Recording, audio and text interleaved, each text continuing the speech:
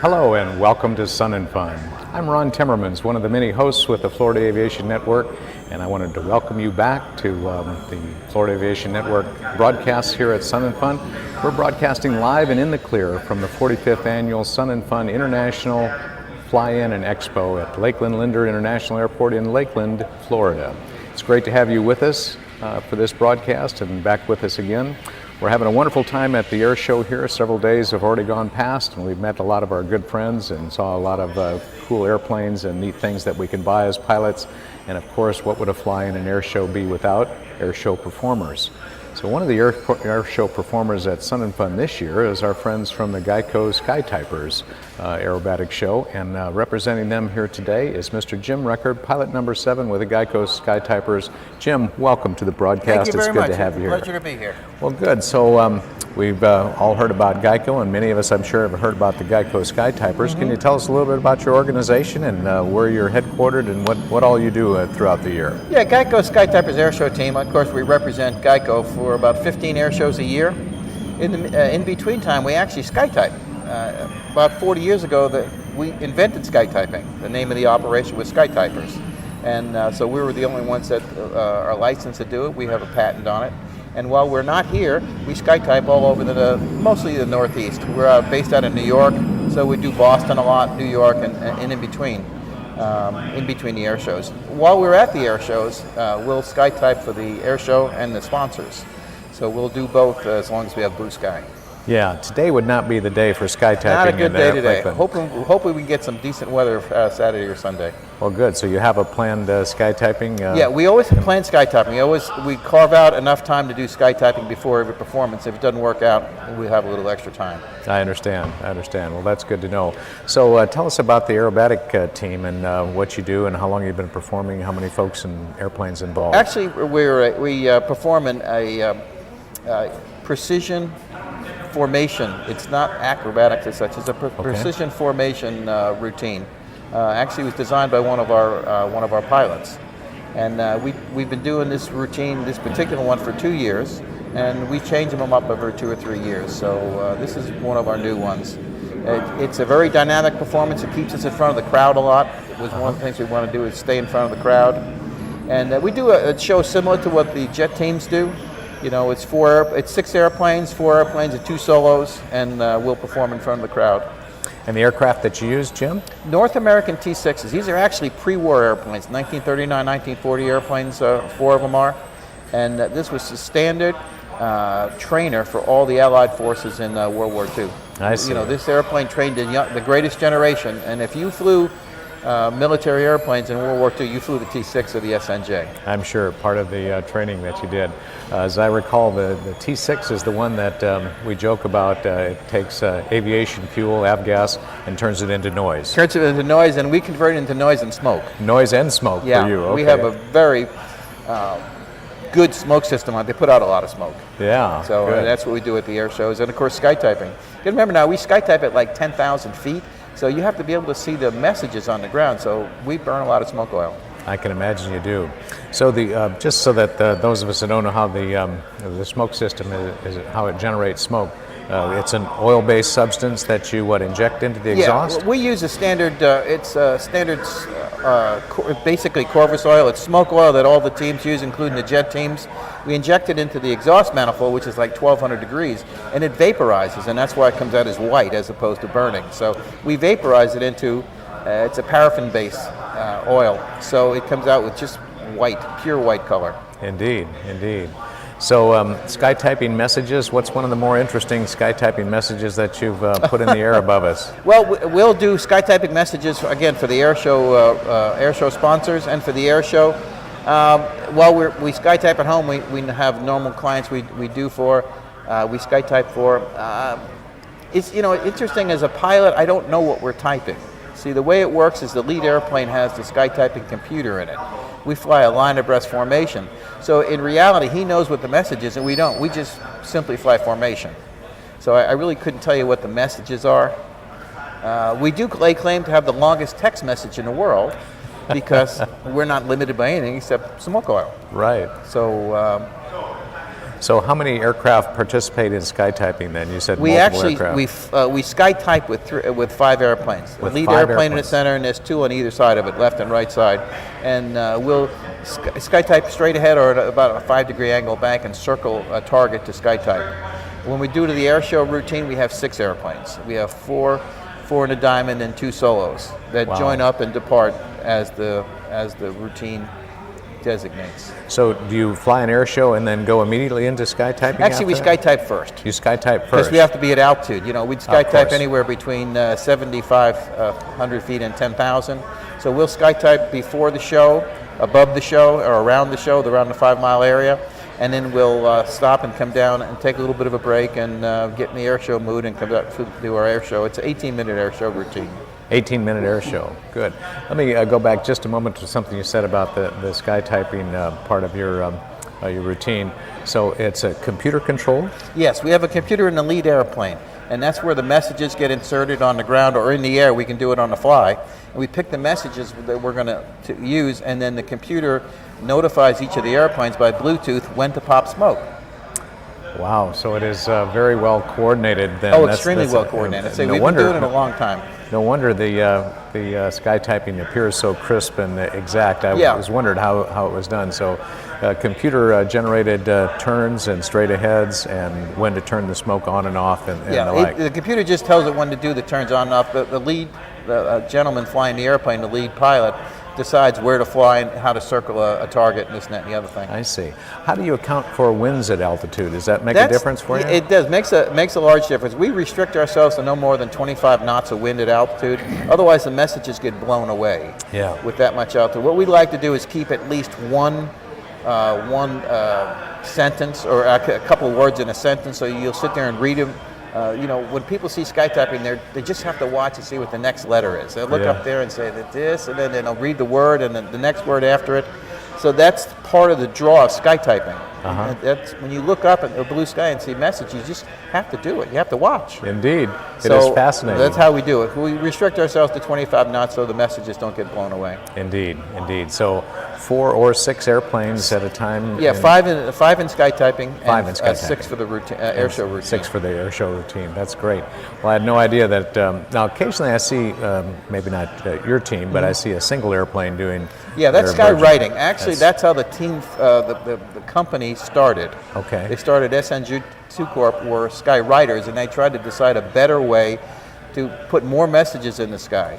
See, at Skytyping, we're about 17 times faster than a skywriter. A skywriter will do one letter at a time. So we'll put 5 airplanes on it, we'll do a dot matrix. So it's about 17 times faster. The letters are 1,000 feet high. Oh, and my you can goodness. see them 15 miles, and you can read them for 15 miles in any direction. You can see them almost 400 square miles. So the messages are really large, and they really show well at 10,000 feet. I can imagine. So I'm sure there's some revenue generated from your clients that. Well, that's how we kept ourselves in business. We started the air show business in the late '90s. We started with we've been with GEICO Skytypers. We've been with GEICO now for about 14 years. Extremely good sponsor for us. It's just really good people. Very good, very good. So the air show routine that you do, you said it lasts 18 minutes, and you do formation flying mostly in front of the crowd. You've got a routine designed so that you're mostly at show center with your airplanes, is which everyone wants to see, of course, while you're off maneuvering. Each maneuver starts at show center and ends at show center. Very good. And we do, I think we do about 9 or 10 maneuvers in the 18 minutes. Okay, very good. We try to keep it close to the crowd so they always see us and hear us. I'm sure. Well, I think with a T6 you wouldn't have any trouble hearing you from even several miles away, but seeing you is important, of course. So not that I would necessarily recognize the maneuvers by their names, but can you tell us the names of some of the maneuvers that you do in formation? Well, we have our own names for them. We'll do a dynamic 8 where 4 airplanes will come in and dive down, pull up, do a left turn, do a right turn, and circle around again. We have a fan formation that finishes up our show, where we'll come in and we'll separate the airplanes with smoke and do a fan formation. The solos come out and they do a heart. They'll come up and actually put a heart in the sky. I've seen we have that what's before. called an implosion. We have all the airplanes come straight ahead, and then they'll all go in different directions. And then we'll go out in 2 different ways and come back and join up again.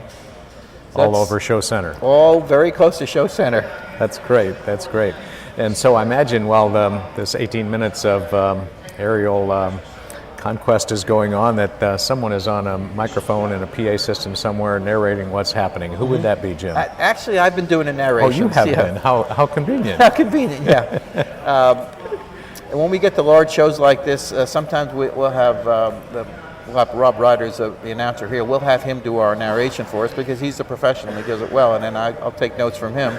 And at some of the smaller shows, then I'll do the narration. I see. And so do you have a script that you go from, or do you yes, do it ad lib? Actually, the narration is quite detailed. We really have written it to describe exactly what's happening with the airplanes. Plus, we actually have just taken some information out of the narration so you can hear the airplanes a little better and watch them fly. So we experiment with the narration to see what we do. That's good. That's good. So did you help write the narration yourself? Yes, I have a hand in that. I'll bet you did. Actually, the gentleman, one of our pilots who actually structured the whole routine, the whole 18-minute routine, he also helped with the narration. And we have professional narrators come in and give us an idea on how it should sound. We work really hard with the narration to get it done right. Very good. And how many of these shows do you do a year? We'll do 15 this year. 15 a year? Yeah, 15 this year. We're all the way from, we start up in Maine, and we'll go all, of course, down here in Florida. We'll do a number of shows down here in the beginning of the season while it's still cold up north, and we'll come down and finish down here. I see. So there's a lot of traveling back and forth. Yeah, we travel back and forth a lot. We move the airplanes from air show to air show, and then most of us airline home. Oh, and then you leave them at the air show. Yeah, we leave them at the next fly place. them to the next air show. Instead of flying them back to New York and back again. Yeah. It takes us about 7.5 hours to fly the airplane from New York down to, for instance, Orlando. 7.5 hour flight. Yeah, 2-3.5 hour legs. Yeah. So to minimize the time on the airplane, we just leave the airplanes here. That makes sense. Yeah, we'll move them to the next air show, and then we'll airline home. So these are, you said, 1939 model airplanes? Yeah, 4 of them are very early SNJ2, which are pre-war airplanes. And then the solo airplanes are a little bit newer. And yeah, they were, like I say, they were built pre-war. This is standard advanced trainer for all the Allied Air Forces. So if my math is correct, they're 80-year-old airplanes. Yeah. The airplanes are older than us. Yeah, well, this is good. This is good, I guess. So I imagine you have maintenance staff and yeah, people we have that 3 full-time travel with mechanics that tend to the airplanes all year round. And we have a hangar in Farmingdale to work on the airplanes. The airplanes are actually now in better shape than they have probably when they rolled off the assembly line. It's an old airplane, but we have modern avionics in it. We have GPS in it, synthetic vision. We use all the latest stuff because we'll actually fly these IFR. If we have to go someplace and it's, the weather is below VFR, below 1003, we'll fly them IFR just to get to the place. And they're well set up to do that. Wow. Something that I would imagine the pilots in 1939 and the early 1940s would have no idea that there are They would love one GPS. Day. Knowing where you are to the meter, yeah. Any time you're flying is really very nice. It is, and synthetic vision and a glass cockpit, that must be a wonderful addition. It's very nice. Addition. So how many hours flying do you have, Jim? Oh, I was a military pilot with the Navy, and I flew with the airline, so just about 30,000. Oh my goodness. Well, I've been doing this a long time. Thank you for your service to our nation in the military. That's good. It was my pleasure. That's good. That's good. I was very lucky. I've always had a job where I actually loved going to work every day. That's great. Most people can't say that. So, yeah. And I'm still with the Skytypers and enjoy doing the air shows. How long have you been retired and working with the air show then? I've been retired from the airlines 10 years ago. 10 years. Okay. Yeah. That's And great. see, I've been with Skytypers since '92. Okay, good. So before an air show or before a skytyping adventure, I would imagine you go through an operational pre-brief, and I would suppose that safety is an integral part of that. Is that a fair statement? How do you integrate safety? When we developed the air show team, we were, I say smart. We were smart in the beginning to emulate ourselves after the jet teams. I mean, these guys are the professional air team. They do more air shows than anybody in the world, actually. So what we did is we got close to the air show guys, both the Thunderbirds and the Blue Angels, and took their advice, especially guys that have left the team and are on their own again. And they would explain to us how they brief, and then we would adapt that to what we do. So we do right now, before every air show, we do about a 2 hour and 2 hour 15-minute brief before every single air show. Wow. Now the air shows are all videotaped, so we look at them, and then when we get finished flying, we come back in our hauler again, and we'll debrief and look at the pictures, and we'll sit there and see what we did, what we could do a little better, what somebody might have been a little out of position, and we do that before every routine. It's a lot of time. Well, I can imagine. You said a 2 to 2.5 hour pre-brief before each flight. Certainly to talk about operational things and integrating safety as a part of what you do, because you want to return to fly safely again tomorrow. The next day. We want to make every performance a little better than the next. Exactly, and make it the preamble to the following performance, so that there will be another one, indeed.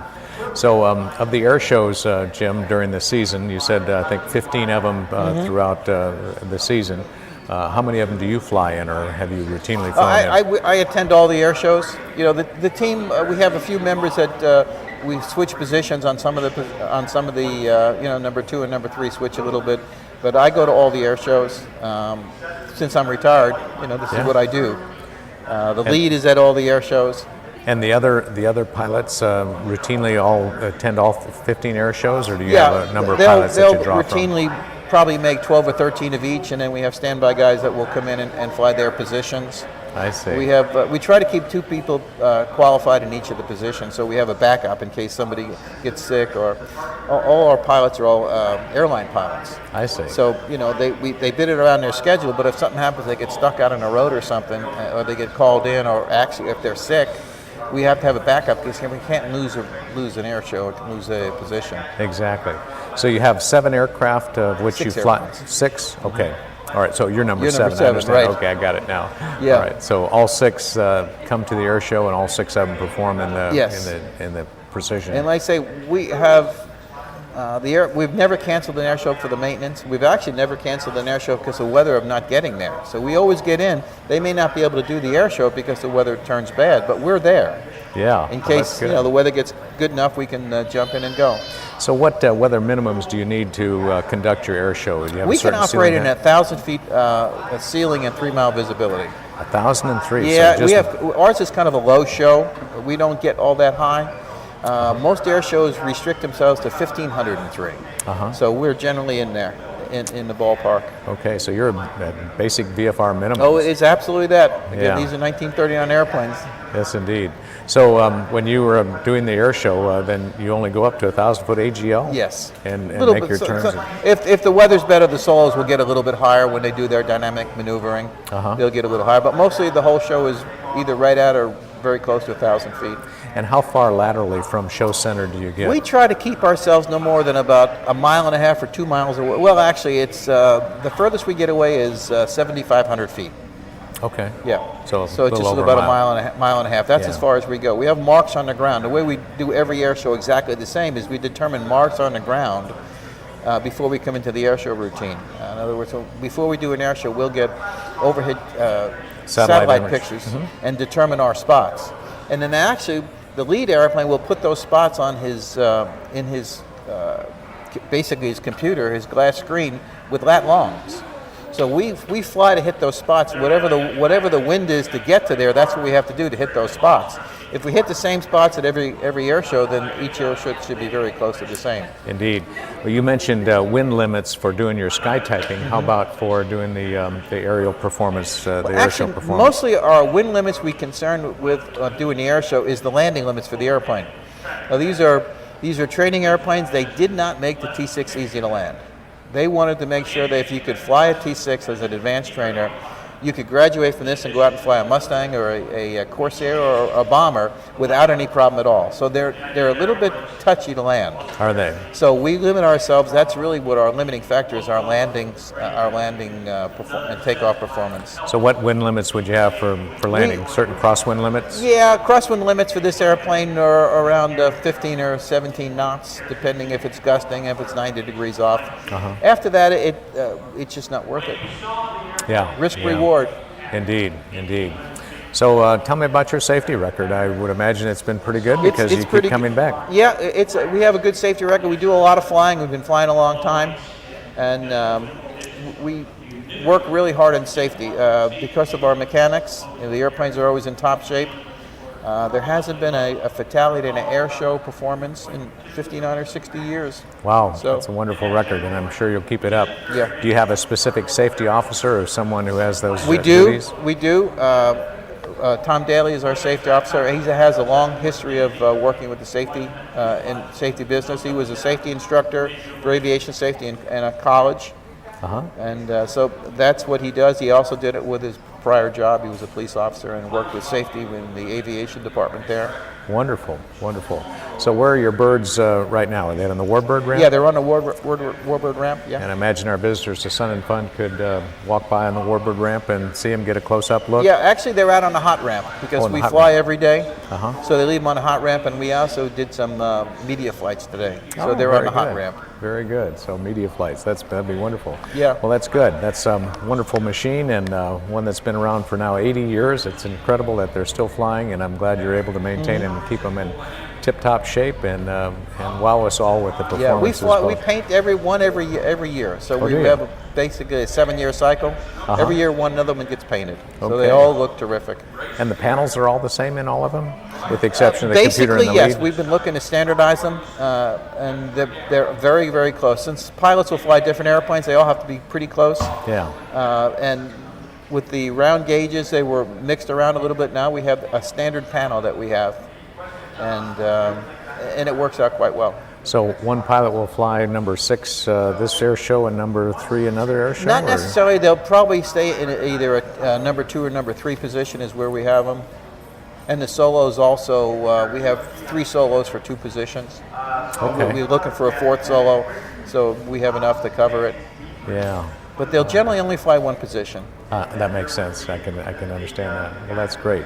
Well, Jim, it's been great to interview you today and hear about the GEICO Skytypers that you've been a part of for how many years now? Since '92. Since '92, so a good long time. Great experience. A wonderful group that is performing today again at Sun and Fun for our aerial enjoyment. And if the weather clears, we might be able to get some skytyping as well. I hope we do. We really enjoy skytyping. I'm sure you do. I'm sure you do. I'll look forward to looking up in the sky and seeing that message. So our time has come to an end with Jim and the GEICO Skytypers. I'm Ron Timmermans with the Florida Aviation Network. It's been my pleasure to be your host for the last few minutes. I hope you'll come back and see us at another of our broadcasts, or that we'll see you here at the Sun and Fun campus. We've been broadcasting live and in the clear from the 45th Annual Sun and Fun International Fly-In and Expo at Lakeland, Florida, and I look forward to seeing you at the next broadcast.